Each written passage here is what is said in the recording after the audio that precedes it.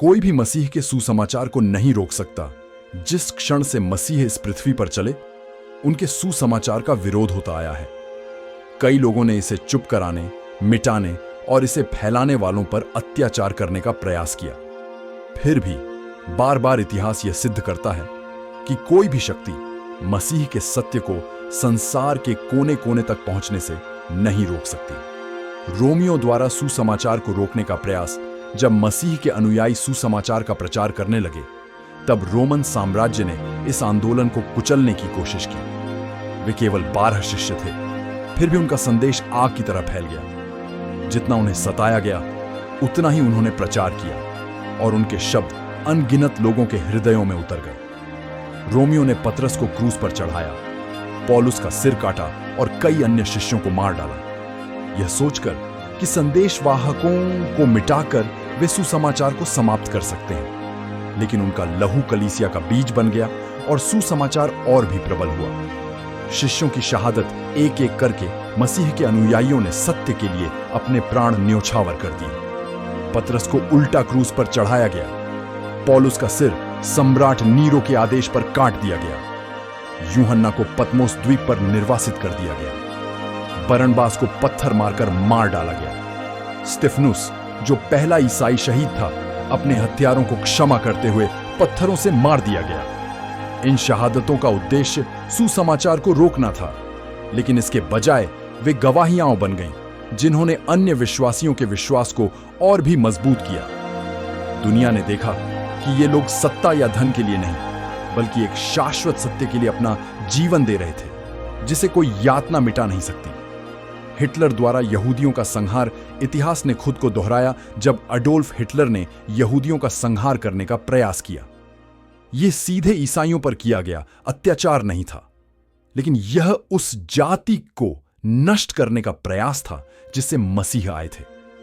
लाखों निर्दोष लोगों की हत्या कर दी गई, लेकिन होलोकॉस्ट की राख से विश्वास की दृढ़ता फिर भी जीवित रही। सुसमाचार फैलता रहा और कई बचे हुए लोगों ने मसीह के संदेश में सांत्वना पाई। भारत में संत थॉमस का आगमन और शहादत मसीह के 12 शिष्यों में से एक थॉमस सुसमाचार का प्रचार करने भारत आए। उन्होंने भारी विरोध का सामना किया, फिर भी वे निडर होकर अपने मिशन में लगे रहे।